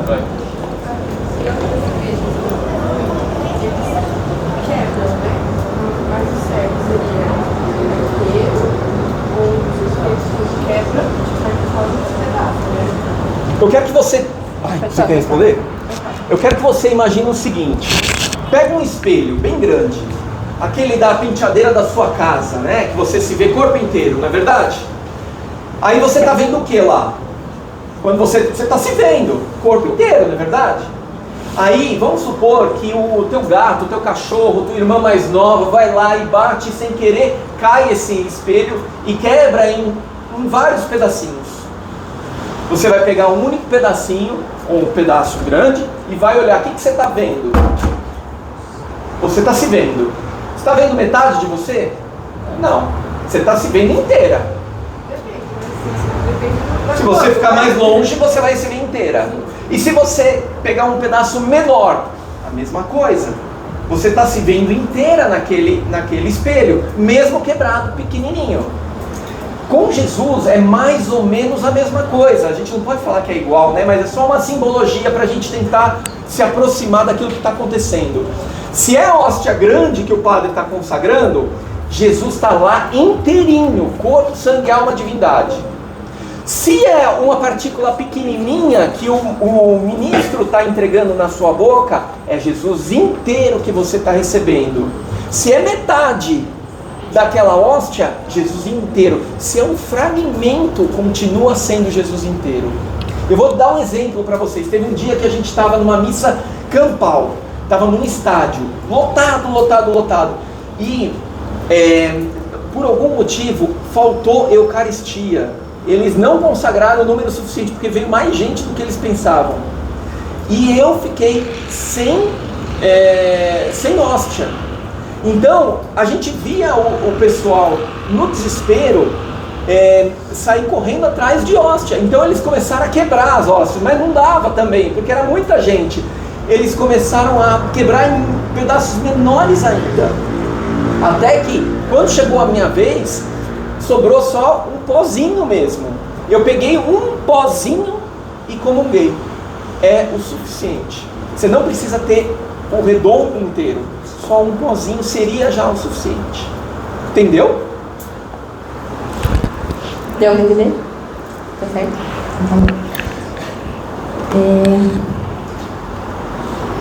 Aqui. Então, só para reforçar que a Sagrada Eucaristia não é simbologia nem encarnação, é corpo, sangue, alma e divindade de nosso Senhor Jesus Cristo, tá bom? Vou repetir isso várias vezes, mas vou repetir mais ainda, porque é corpo, sangue, alma e divindade de Cristo, tá bom? Certo? E eu trouxe essa frase desse santo que é, continuando o que a gente estava falando, se você comungar o hóstia inteiro, se você comungar um pedacinho, é Jesus ali. E a hora da comunhão é a sua hora unido, é o seu momento unido a Jesus. A gente pode não conseguir enxergar ele aqui, porque, de novo, mistério de fé, é algo velado, mas toque você, civilista, você está aqui, de corpo e sangue, não tá? E espero que de alma presente também, ativamente, né? Mas você está aqui. E a gente tem que acreditar que Jesus está aqui também. Então, se você está aqui, Jesus está aqui, vocês estão unidos. Essa frase, eu nunca tinha ouvido falar desse santo, gente, tem muito santo, muito santo. Assim como 2 pedaços de cera de vela, tá? Derretidos, tornam-se um só. De igual modo, quem comunga fica de tal modo unido com Cristo, que ele vive em Cristo e Cristo nele. São Cirilo de Jerusalém. Então, pensa numa vela. Se você pegar a vela quando começa a derreter, assim, e uma derretendo do lado e cair a cera das duas no mesmo pontinho, aquele pontinho vai virar um só. Se você derreter uma vela na outra e juntar assim, elas vão ser uma só. Então, é essa a analogia que ele fez aqui. Tá bom? Então entendam que esse é um momento que Jesus está ali com vocês, é para vocês falarem, para vocês se abrirem, para vocês também fazerem silêncio para ouvir o que ele tem a dizer para vocês, tá certo? Então só recapitulando, primeira parte da missa, ritos iniciais, então você vai se dirigir a Deus, você vai dar graças, você vai pedir perdão, é o seu momento de falar com ele. Na liturgia da palavra, que é a segunda parte, Deus vai se dirigir a você, vai te alimentar com a palavra. Na terceira parte, liturgia eucarística, Deus vai te dar alimento espiritual. E na quarta parte, que eu não coloquei aqui, porque realmente a quarta parte é o pós-comunhão e a bênção final. Então o padre vai dar a bênção, vocês vão fazer o sinal da cruz de novo, e aí a missa acaba. E a missa acaba depois da bênção final, tá, gente? A missa não acaba com a comunhão. Tem muita gente que comunga e vai embora. A missa acaba só depois da bênção final. O padre não entrou em persona Christi, você não fez a vênia quando ele entrou. Se você fez a vênia quando ele entrou, será Jesus entrando ali, por que você foi embora enquanto Jesus ainda está lá em cima? Você tem que esperar Jesus sair de novo. Depois que você comungar, você volta pro seu lugar, você fica lá, até o padre passar de novo e você fazer de novo a vênia para ele, porque é Jesus que está passando ali de novo. Você não vai embora e deixa Jesus lá, você espera ele sair, você faz de novo a reverência para ele e aí você vai embora, certo? falar rapidinho só de alguns gestos que a gente faz. Vou começar de baixo para cima porque a gente está na comunhão.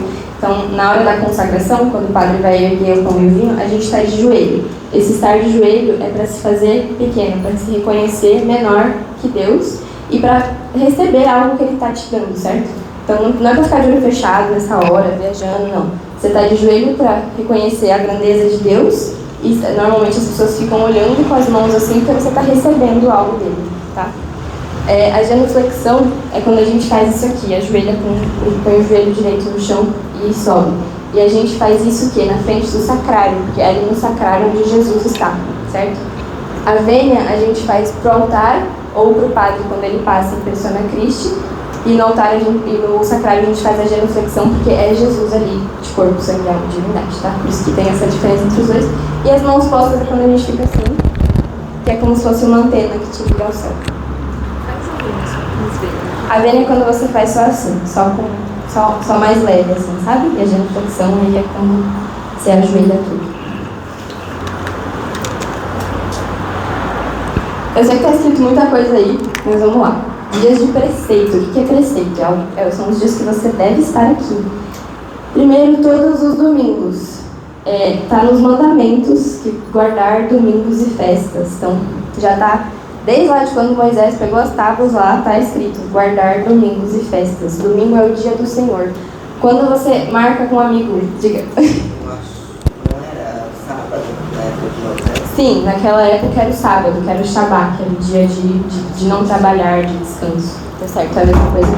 Só que para nós, domingo é o dia do Senhor, mas é o mesmo significado. Quando você marca com um amigo para ele ir na sua casa, falta meia hora para ele chegar, você já tá como? Como você fica? Você tá tipo ansioso esperando ele chegar? Você tá feliz que ele tá indo lá, não tá? Você tá nessa ansiedade de esperar esse dia chegar. Quando chega o domingo, a gente tem que estar nessa mesma sensação. Jesus é nosso amigo e Ele nos ama e Ele vai se sacrificar por nós na Santa Missa. Então a gente tem que estar com essa mesma sensação de esperar avidamente por aquele momento, certo? Então não deixem o domingo passar, tá bom? Jesus se sacrificou lá atrás uma vez para sempre, mas a todo momento seu sacrifício está sendo atualizado. A todo momento Ele está morrendo na cruz por você, de forma sacramental. Então não deixa ele aqui te esperando, ele está aqui o tempo todo, está aqui na missa, está aqui no sacrário todos os dias. O único dia que ele te pede que você venha é o domingo. E ele espera que você venha nos outros dias também, mas o dia que ele te pede é o domingo. E como a Antonella falou no começo, isso é uma obrigação, isso é um presente, ele está aqui te esperando e pedindo o que em troca? O que você pode dar para ele em troca? Você morreu ali para te salvar? Você pode nada. Então não encara só como obrigação, assim como um presente que você tem de estar aqui com ele, tá bom? E aí as festas de guarda. Algumas, eu vou ler todas, né? Só para falar que algumas são dias de feriado, então tranquilo, e outras vão cair durante a semana. Então a festa é transferida para o domingo, tá? Então 1º de janeiro, primeiro dia do ano, solenidade de Santa Maria Mãe de Deus, essa é feriado, então é no próprio dia. 6 de janeiro, Epifania, de ser transferida para o domingo, porque não necessariamente cai no final de semana.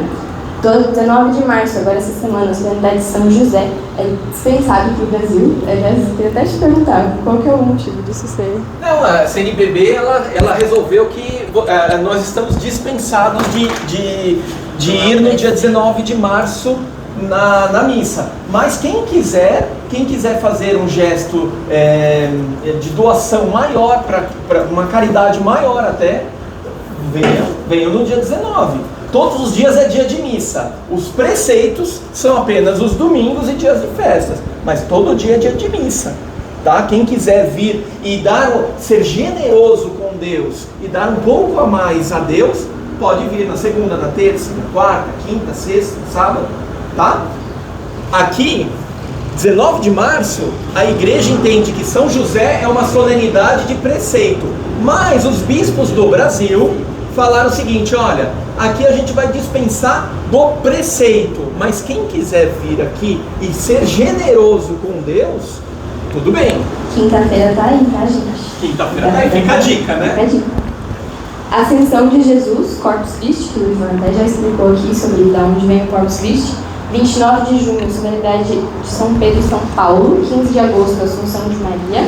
1º de novembro, Dia de Todos os Santos, que é um dia muito legal, tá, gente? No passado, aqui na paróquia, a gente teve a festa de Todos os Santos. Alguém aqui veio na festa de Todos os Santos? Você veio? Foi legal, não foi? Da hora, tinha música. Vieram na festa do Santos? Você não veio? Você veio? Foi legal, não foi? Muito legal. A gente vem caracterizado de santo. A gente, fantasiado, né? Mas não é a fantasia. Você pega o santo que você gosta e você se inspira e vem com a roupa. Bem parecido. Legal. E aí teve DJ católico, música, louvor. Comida. Muito legal. Comida. Amigos. Comida. Foi muito legal. 8 de dezembro, Imaculada Conceição, e 25 de dezembro, o Natal. Então, lembrem-se de que o domingo é um dia que é para vocês dedicarem ao Senhor, para vocês estarem aqui. E não é, gente, não é 24 horas do seu domingo. A missa aqui, especialmente agora com o Padre Antônio, gente, 1h30 você está na sua casa. É isso aqui, tá? Então, por favor, não deixem de vir todos os domingos. E todas as vezes que vocês tiverem um tempo livre ou que vocês se sentirem, nossa, ia ser tão bom ouvir alguma palavra de Deus. Agora vem, tá sempre aqui. Mesmo que não seja um horário de missa, se você se ajoelhar diante do sacrário e rezar e ter ali seu momento com Jesus, com certeza você vai sair daqui melhor. E tem uma coisa que eu gosto de dizer também aqui, que é o seguinte, a igreja, ela é muito tranquila, gente. Ela é muito tranquila.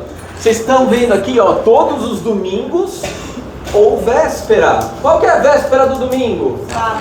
Sábado. Ou seja, quando você participa de uma missa sábado à tarde, no final da tarde, já conta como missa de domingo. No domingo de manhã eu vou receber gente em casa, no domingo à tarde eu vou ter um jogo lá no Palmeiras e do Corinthians para assistir. Não vai dar para ir no domingo. Não, dá sim, ó. Olha o sábado aqui. E tem missa, gente, vocês não fazem ideia, tem missa para todos os horários. Todos. Motoqueiro tá aí, então vou usar um pouquinho aqui, tá? Gente, tem uma paróquia que chama Santa Generosa. São 15 missas no final de semana. 5 no sábado e 10 no domingo. Ou seja, eu não vou conseguir nesse horário. Não tem jeito, né? Tem até missa às 10h15 da noite até às 11 da noite. Então, não tem desculpa para não ir na missa. Tem todos os horários, certo? Mas como é que eu vou lembrar de todas essas datas aqui? Gente, muito fácil. De todas elas, a maioria que cai no dia de semana é transferida para o domingo. A maioria. Vocês só precisam lembrar de 4 delas. Vamos ver quais são? 1º de janeiro. O que é 1º de janeiro? Alguém trabalha? Não. Alguém viaja? Sim, muita gente. É fácil de encontrar missa em outras cidades? Sim. Mamão com açúcar, hein? Também não é desculpa. Só se for pro Irã, aí é um pouquinho mais difícil. Quem vai pro Irã aqui no próximo Réveillon? Acho que ninguém, né? Ninguém levantou a mão, né? Ótimo. 6 de janeiro, Epifania, transferido. 19 de março, solenidade, dispensado. A Ascensão de Nosso Senhor, transferido. A gente não colocou, né? Vai ser transferido também. Corpus Christi, feriado. Dá para participar no dia, hein? Dá para participar. 29 de junho, solenidade dos apóstolos São Pedro e São Paulo, transferido. 15 de agosto, Assunção de Maria, transferido. 1º de novembro, transferido. 8 de dezembro, esse não, né? Esse daqui eu acho que não é transferido. Esse daqui é feriado. Não é feriado, é preceito. Esse daqui é o mais difícil de vocês conseguirem. Mas é férias, dezembro. E é férias de vocês, vai. É férias. 25 de dezembro. O que é 25 de dezembro? Natal, né? E tem a Páscoa propriamente dita, cadê? A gente não colocou, né? A Páscoa é domingo. Isso, mas é um dia de preceito como Páscoa, né? Mas ele é domingo, então tranquilo. Tá difícil lembrar dessas 4 datas? Acho que não, né? A gente vai fazer o seguinte, até para ajudar. A gente vai pegar esse slide e vai passar para vocês. tá bom? Para vocês terem isso. E de repente vocês podem até colocar na agenda, ó, nesse dia aqui eu tenho um compromisso. Se você vier todo domingo, você já vai vir em 80% do que está aqui. Se você vier todo domingo. Vamos passar rapidinho agora pelos tempos litúrgicos. Então, o que são os tempos litúrgicos? Como que a igreja está agora? Está coberta com os panos roxos, certo? Porque a gente está em qual tempo litúrgico? Na quaresma. Mas fica assim o ano todo? Não fica. Então, vamos ver aqui rapidinho.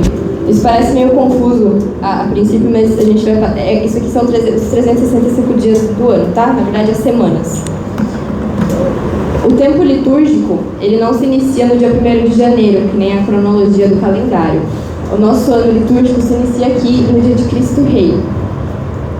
Esse tracinho branco aqui no meio. Isso, obrigada. E aí, os dias, as cores estão representando a cor da casula, a cor da veste que o padre vai estar usando, tá? Então, no dia de Cristo Rei, por exemplo, ele vai estar de branco. É melhor, né? Ele vai estar de branco. Depois ele volta para o verde, e aí aqui é o tempo do advento. Então, o advento é a espera para o nascimento de Jesus. Tem esse dia aqui em rosa no meio, inclusive, não sei se vocês viram o padre aqui na entrada, ele estava de rosa, já vou explicar porque tem esse rosa aqui no meio. Daí vem o Natal, e aqui tem várias solenidades, então nesses dias, ou dias especiais, celebrações especiais, então o padre está de branco. E aí tem esse tempo verde aqui, que é o tempo comum. Tudo que é verde aqui é o tempo comum. Aí aqui esse tempo comum está entre o Natal e a Quaresma, que é onde a gente está agora, que é a partir da quarta-feira de cinzas. E que vai até o domingo de Ramos. A gente está aqui nessa quarta semana, tá vendo? Por isso que o padre está de rosa. A gente está aqui nesse diazinho que está de rosa. Aí vai vir o domingo de Ramos, a sexta-feira santa. Aqui é o tempo da Páscoa. Então, nesse tempo da Páscoa todo aqui não é tempo comum, ainda é tempo da Páscoa até chegar a Pentecostes. Então, em todos esses dias o padre vai estar de branco.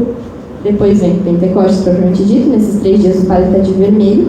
Depois tem mais 2 celebrações aqui da Santíssima Trindade e Corpus Christi, que também são solenidades. Então o padre vai estar de branco. E depois volta o tempo comum até que se reinicie o calendário em Cristo Rei. Aqui é mais simplificado, só para ficar mais fácil de entender. Então é tempo comum. Aí aqui esse branquinho é Cristo Rei, esse filetinho branco aqui. Aí vem o Advento, o Natal, aí tem mais um trechinho de tempo comum, vem a Quaresma, o tempo pascal, Pentecostes, e é sempre um ciclo. E é sempre esse ciclo ele segue a vida de Jesus, certo? Então, aqui é a espera para ele chegar, é a espera do Salvador. No Natal ele nasce. Aqui é um tempo comum que você pode entender como a vida privada de Jesus. Depois vem a Quaresma, então o tempo que ele passa, os 40 dias que ele passou no deserto. Então vem o tempo pascal, a sua Páscoa, o seu sacrifício. Vem Pentecostes, quando o Espírito Santo veio sobre os discípulos. E o tempo comum que você pode entender como a vida pública, que é o maior tempo, onde ele mais passou as parábolas, enfim, seus ensinamentos para nós. Aí, rapidinho, falar os significados de cada cor. O verde, que é o que mais apareceu lá, é o tempo comum, então significa a esperança da vida eterna. O roxo, que é o que está agora na Quaresma, que tem no Advento também, é penitência, espera e mortificação. E aí o rosa é alegria em meio à penitência. Pensa nesse rosa como se fosse um roxo mais clarinho, porque tipo, tá quase chegando, tá chegando lá. Então é o penúltimo domingo do Advento, que é o terceiro, e o penúltimo domingo da Quaresma, que é o quarto, que é hoje, por isso que o padre vai estar de rosa, né? E vocês todos vão na missa hoje, então vocês vão ver que o padre está de rosa. Os dias que está de branco são as solenidades de inocência, pureza, alegria e glória. O preto nem sempre o padre usa. Eu lembro que o padre Ailton, não sei se vocês lembram dele aqui, ele usava esse, mas significa luto. E o vermelho é fogo do Espírito Santo, então no dia de Pentecostes, sangue dos mártires e paixão de Cristo, por isso que se usa na Sexta-feira Santa e também no domingo de Ramos. E eu coloquei essa frase aqui de São João Maria Vianney, ele é padroeiro dos padres, dos párocos, então ele era padre, ele é padroeiro dos padres, então acho que ele já celebrou bastante Eucaristia na vida, ele sabia um pouquinho do que ele estava falando, né? E ele disse, se realmente entendêssemos a missa, nós morreríamos de alegria. Já sentiu aquela alegria quando você está numa adoração ou quando você comunga? Eu sou muito emotiva, gente, sempre que eu comungo eu choro, mas choro de alegria mesmo, porque, gente, a missa é a hora que você vai ter esse momento com Deus, então, se a gente realmente entendesse o que acontece na missa, nós morreríamos de alegria, é a frase dele. E é isso. Espero que vocês tenham entendido. Vocês estão com dúvida? Alguma dúvida? Vocês dois que tinham um monte de coisa para perguntar. Vocês querem Eu esqueci de responder alguma coisa que você perguntou, não é? Que eu ia Quem falar tiver depois. dúvida pode vir falar com a gente. Pontualidade. Britânica, hein? E ó, nós estamos precisando de um leitor ou leitora, tanto faz, para Via Sacra nessa sexta-feira. Essa sexta-feira aqui agora, nós vamos fazer a nossa Via Sacra. Os jovens do Crisma vão representar a comunidade, vão fazer a Via Sacra. E vocês são convidados, todos vocês, tá? Venham participar, é importante, é bacana, é um ato em que a gente se coloca à disposição também, não só da igreja, mas também se coloca em penitência junto com Cristo. E vale a pena. Então, quem quiser participar, já chama pai, mãe, amigo, galinha não, então, pelo amor de Deus. Cachorro também não, tá? Deixa os cachorros e as galinhas de lado dessa vez. Ama os bichinhos, mas não é o momento, tá? Mas tragam os seus familiares para cá, tá bom? E eu queria saber quem estaria disposto a fazer uma leitura pra gente. É fácil, viu? Não é nada, nenhum bicho de cabeça. Não é hoje. É sexta-noite. Não é sozinho, vamos Quem que ficar pode? Pode? Não. Por Eu que vou estar do não? lado, vou ajudar. Ele tá viajando para onde? Então quem que pode? Vitor, você pode? Ó, quem puder, nos procure, por favor, tá bom? A gente está precisando de uma única pessoa. Tudo bem? Beleza. Outra coisa, vocês entenderam o valor da missa que a Aninha deu aqui foi maravilhosa essa aula. O que vocês vão fazer a partir de agora? Eu tô falando agora, saindo daqui, vocês vão para onde? Para missa. Essa missa vai ser igual às outras? Sim ou não? Não, vai ser a melhor missa da vida de vocês, porque agora vocês sabem o motivo de vocês estarem indo para a missa. Vocês estão entendendo que ó, quem está acontecendo lá, ó, tudo bem?